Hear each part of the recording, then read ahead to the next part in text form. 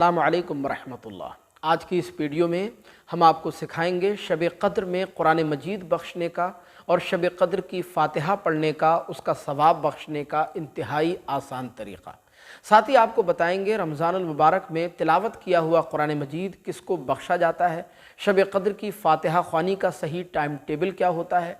लिहाजा ये वीडियो आप सब के लिए इंतहाई अहम है, आखिर तक लाजमी देखिएगा और मज़ीद इसी तरह की वीडियोज़ देखने के लिए चैनल को सब्सक्राइब करके ज़रूर रखिएगा। तो आइए बिला ताख़ीर वीडियो को शुरू करते हैं।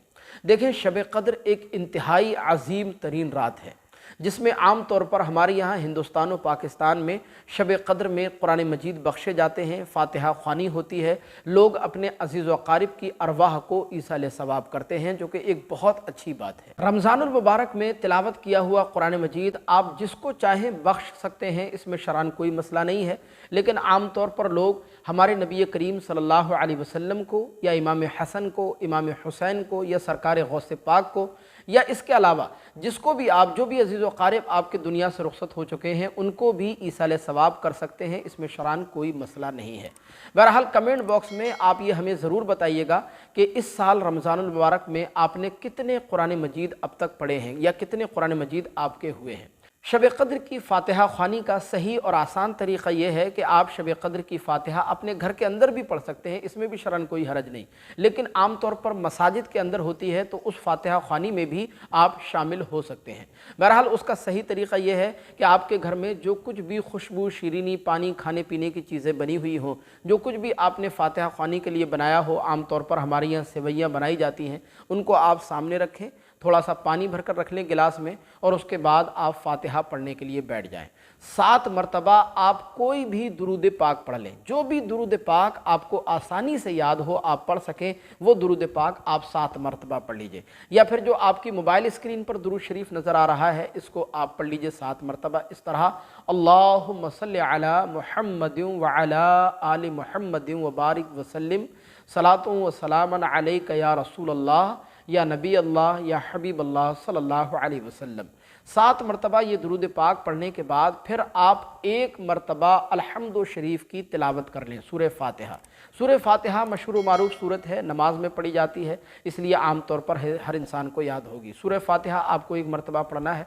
उसके बाद फिर आप 3 मरतबा सूरह इखलास की तिलावत करेंगे, यानी कुल हुवल्लाह शरीफ 3 मरतबा पढ़ लेंगे। ये भी मशहूर व मारूफ सूरत है, आम तौर पर आपको ज़रूर याद होगी। 3 मरतबा सूरह फ़ातिहा पढ़ने के बाद फिर आप 7 मरतबा वही दुरूद शरीफ जो आपने शुरू में पढ़ा था वो आप फिर पढ़ लीजिए 7 मरतबा। बस इतना ही आपको पढ़ना है। उसके बाद रमज़ानुल मुबारक में जो आपका तिलावत किया हुआ कुरान मजीद है उसका ईसाल सवाब करना है, फ़ातिहा ख़्वानी का सवाब बख्शना है। इस तरह दोनों हाथों को आप अल्लाह की बारगाह में उठाइए और सबसे पहले 1 मरतबा दुरूद पाक पढ़ लीजिए और उसके बाद फिर इस तरह आप दुआ करेंगे, या अल्लाह, या रहमान, या रहीम, हमने जो कुछ कुरान शरीफ की आयात और दुरूद शरीफ और जो कुछ भी हमने पढ़ा है या जो कुछ भी खुशबू, शीरीनी, खाना, पानी जो कुछ भी यहाँ पर हाजिर है, या अल्लाह सब को सबसे पहले अपनी बारगाह में कबूल फरमा। इसके बाद इस सब का सवाब तेरे प्यारे हबीब पाक साहिब लौलाक सल्लल्लाहु अलैहि वसल्लम की बारगाह में हमने पेश किया, मौला कबूल फरमा और उन्हें खूब खूब इसका अजर सवाब अता फरमा। फिर इस फ़ातिहा का सवाब तेरे प्यारे हबीब सल्लल्लाहु अलैहि वसल्लम के सदक़े में हज़रत आदम अलैहिस्सलाम से लेकर हज़रत ईसा अलैहिस्सलाम तक तमाम नबियों की बारगाहों में पेश है, मौला कबूल फरमा। फिर हमारे नबी के चारों खलीफा, तमाम सहाबा, तमाम अहले बैत इकराम की बारगाह में नज़र है, मौला कबूल फरमा। उसके बाद तमाम औलिया इकराम, शोहदा इस्लाम रहमतुल्लाहि तआला अलैहिम अजमईन की बारगाहों में नज़र है, मौला कबूल फरमा।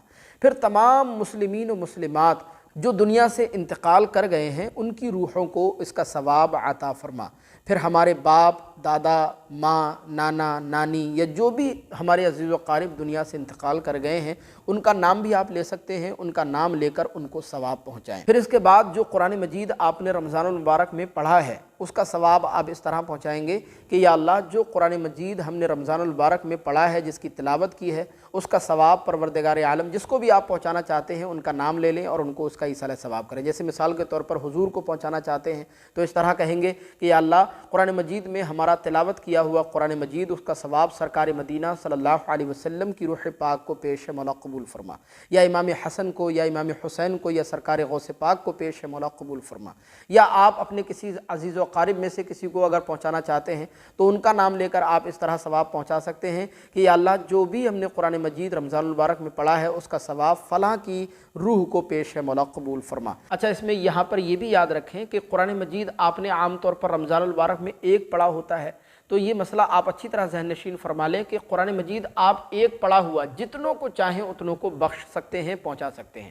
ایسا نہیں کہ ایک قرآن مجید اگر آپ کا پڑھا ہوا ہے تو صرف ایک ہی کو ایصال ثواب کیا جائے گا، نہیں، بلکہ جتنوں کو آپ ایصال ثواب کریں گے اللہ کی رحمت بہت بڑی ہے۔ اللہ تبارک و تعالی، مسئلہ شریعت یہ ہے، علماء نے لکھا ہے کہ اللہ عز و جل ہر ایک کو ایک ایک قرآن مجید کا ثواب عطا فرمائے گا، سبحان اللہ۔ لہذا جتنے بھی نام آپ کے ذہن میں آتے ہوں ان کو آپ اس کا ثواب ضرور پہنچائیں، اور پھر اس طرح آپ دعا کریں گے کہ اے ہمارے پیارے اللہ، ہم سب کو، ہمارے ماں باپ کو اور تمام مسلمانوں کو دین و دنیا کی تمام بھلائیاں عطا فرما۔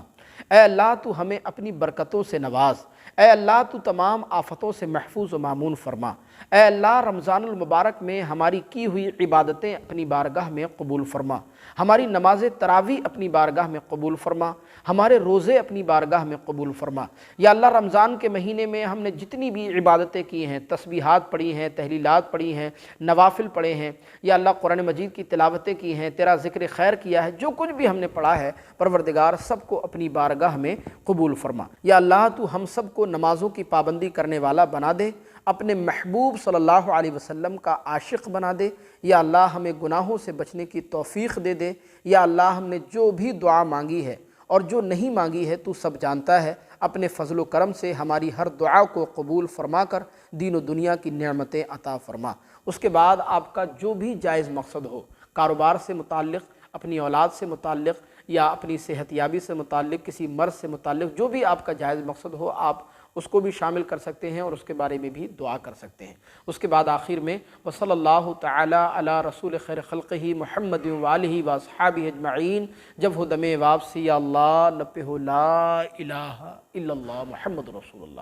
تو اس طرح سے شب قدر کی فاتحہ آپ کی مکمل ہو جائے گی، اور اسی انداز سے آپ شب قدر میں قرآن مجید بخشیں گے، اس کا ایصال ثواب کریں گے، انشاءاللہ آپ کو بھی بھرپور ثواب ملے گا، اور جس کو بھی آپ ایصال ثواب کریں گے ان کو بھی اس کا بھرپور فائدہ ملے گا۔ آپ سے درخواست ہے ثواب جاریہ کے لیے اس کلپ کو آگے لازمی شیئر کیجیے گا۔ ہمیں امید ہے یہ ویڈیو آپ کو ضرور پسند آئی ہوگی۔ السلام علیکم ورحمۃ اللہ۔